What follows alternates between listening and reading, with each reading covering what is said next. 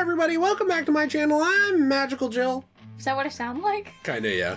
Right, sounds good. Today we're talking about mystery games. This is actually not on brand with what you usually do. So I think we should explain that. Like, usually, I'm off brand today. You are. I'm you're the not, Walmart version of Jill. You would say you're not brand safe. Maybe you're Bill. You're Billion. Am I Billion? Yeah. Magical Billion? But, you know, I think with this channel, one thing that we do is we often cover anime and kind of some gaming stuff you want to cover.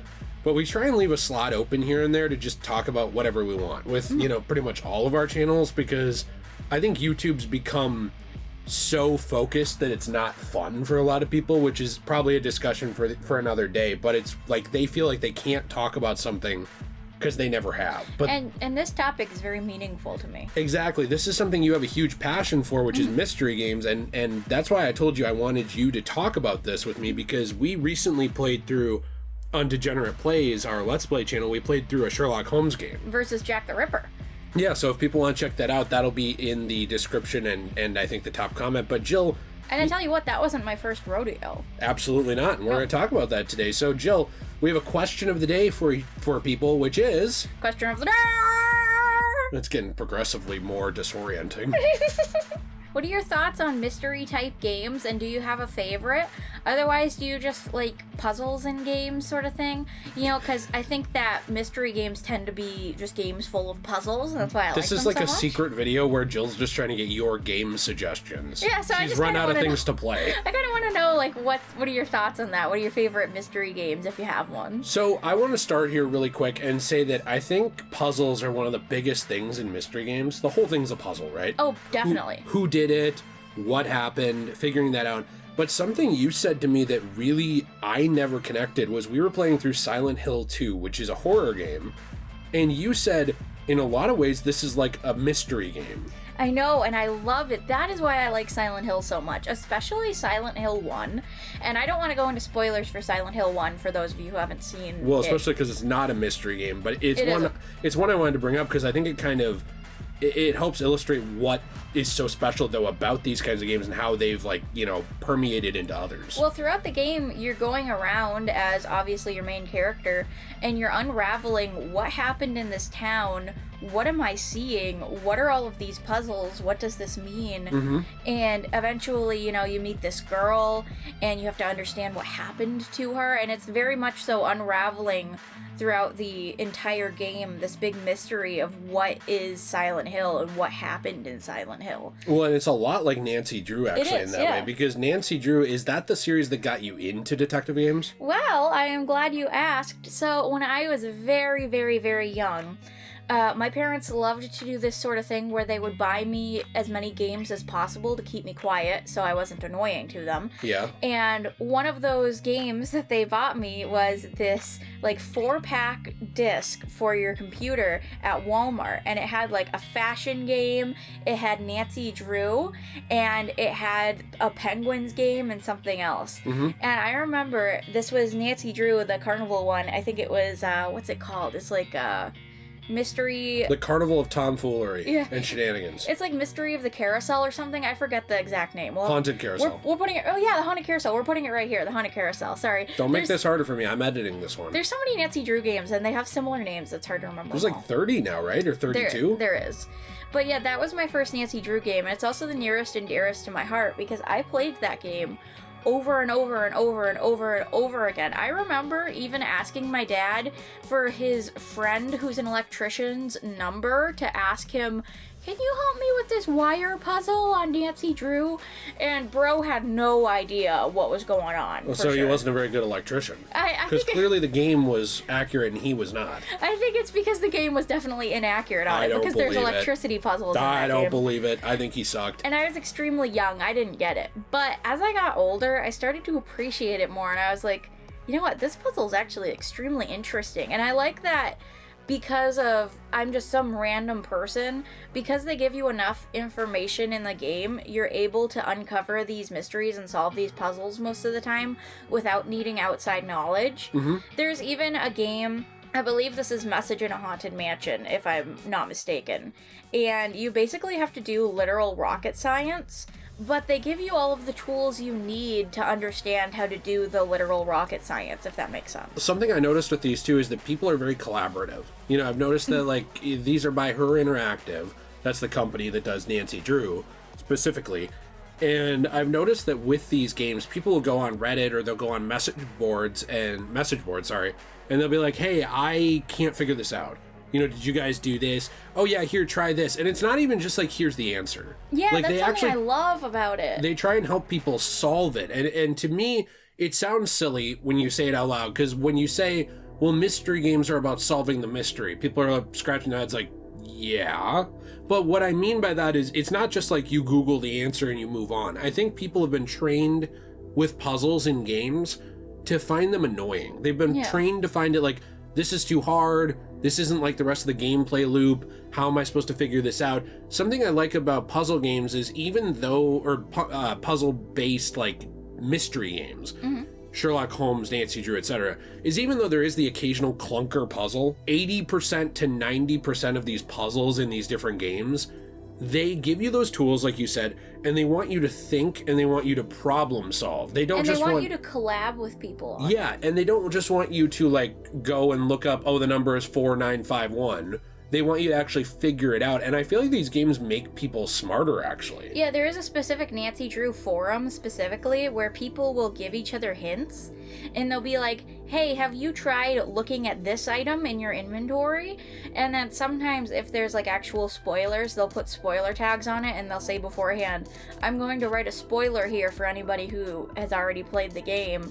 Don't click on this if you haven't played the game. Or if you're so stuck you really need the answer. Yeah, and I really like that about those forums, is it's like people helping each other without spoiling the game. But there's a lot of games where I think the mystery like elements, like what makes mystery games so interesting, they permeate into other games. You go play a Spider-Man game, like the newer Spider-Man games, there's some puzzles. Yeah. You know, you go play a horror game, there's usually puzzles. Puzzles are also something that can be used to mitigate a budget. You know, like, oh, this game can only be so big.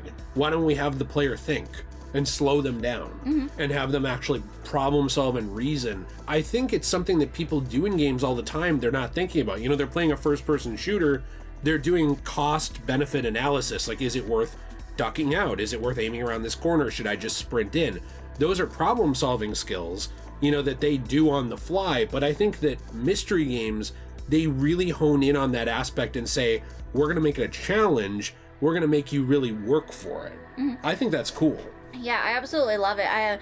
Something that I like about mystery games too is I feel like it's helped me with other games that are non-mystery games be able to solve puzzles.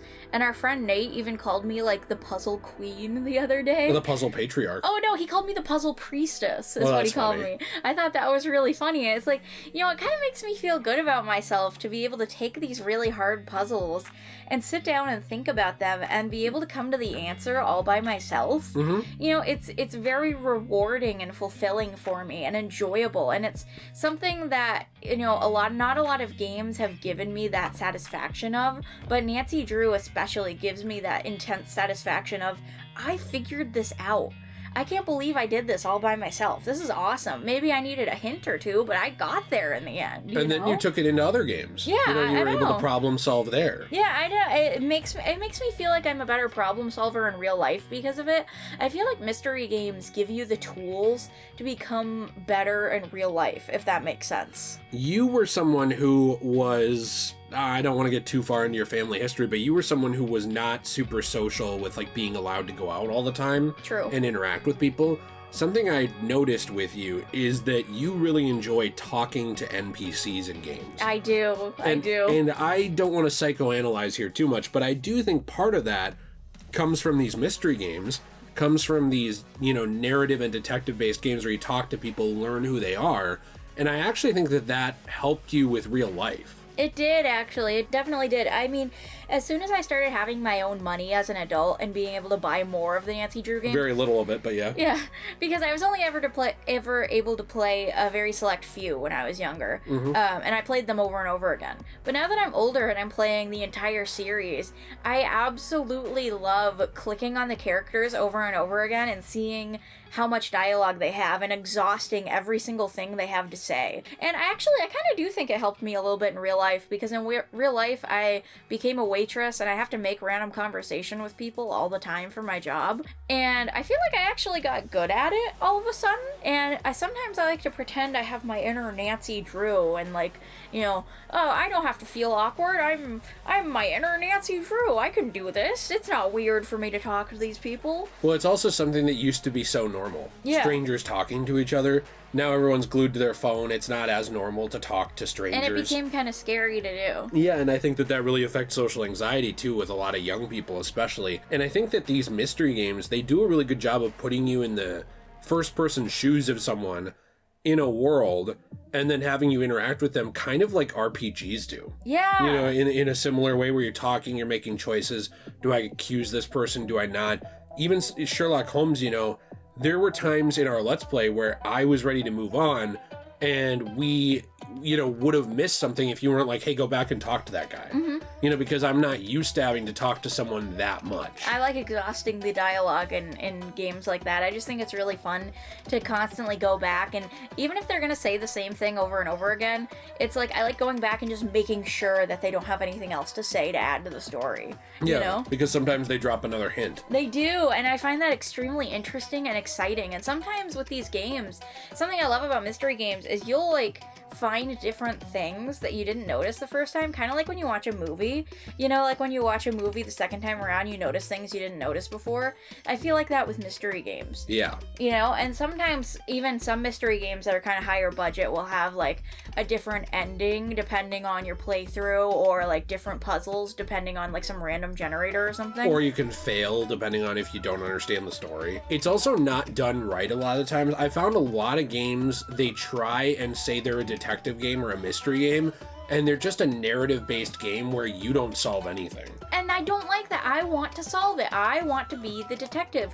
That is something that got me into Batman, actually, is the fact that, like, he was called the world's greatest detective, and I thought to myself, wait, he is? Yeah. And then that made me pick up the Arkham games, and I loved that I was kind of being a detective in those games the entire time, too. Sure, I was also fighting crime and beating people up, but you also had to solve a lot of things in that game and use your actual brain, and I really enjoyed that. Because I think that this is one of the more underrated and undercreated type of games. It's not a very saturated industry, and then sometimes we'll find an indie game from Half Price Books that says it's a detective game, and I'll try it out.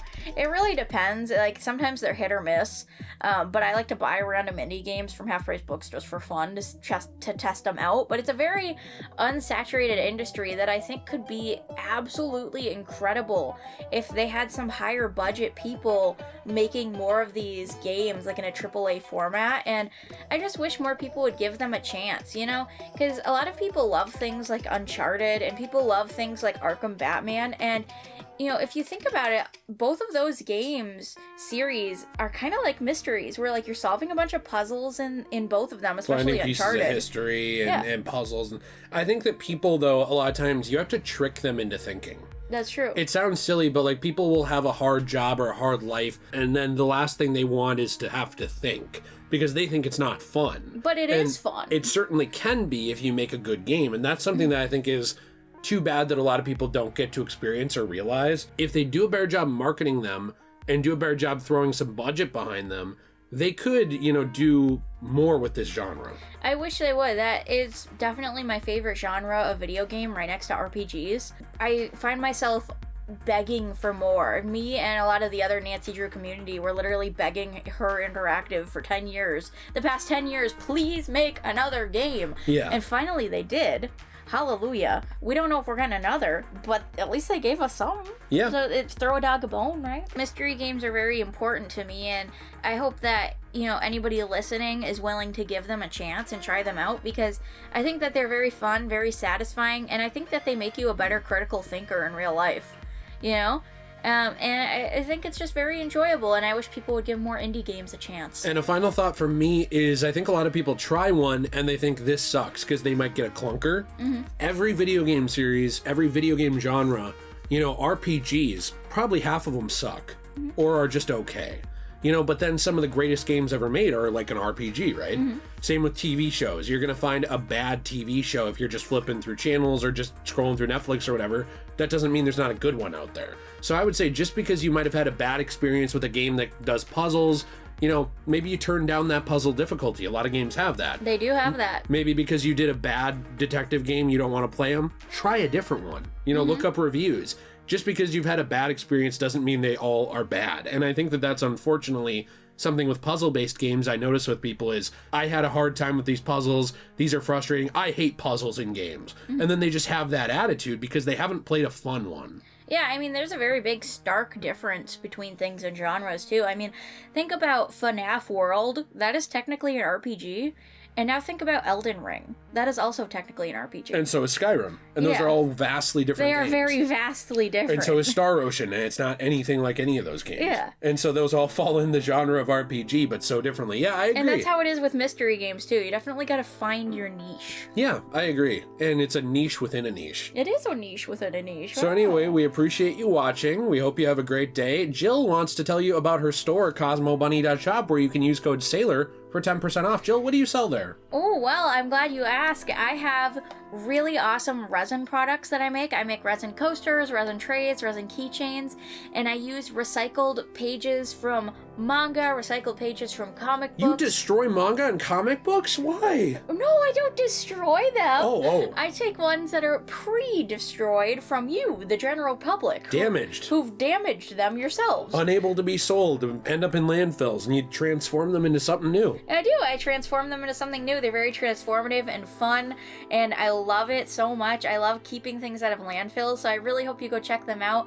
I also make handmade jewelry. I'm thinking about trying to make some more handmade jewelry pretty soon out of resin in particular. Ooh. That one's not nearly as high of a seller as my resin products, which is okay because I absolutely love making my resin, so I hope you guys go check it out. It's really cool and one of a kind. And the real mystery is, why haven't you checked out CosmoBunny.shop? That's true. Maybe you should unravel that mystery on CosmoBunny.shop. Or why do I sound like RFK Jr. all of a sudden? Well, that's because you got a throat issue. Well, anyways. You aged 60 years during the duration of this video. We hope you all have a fantastic day.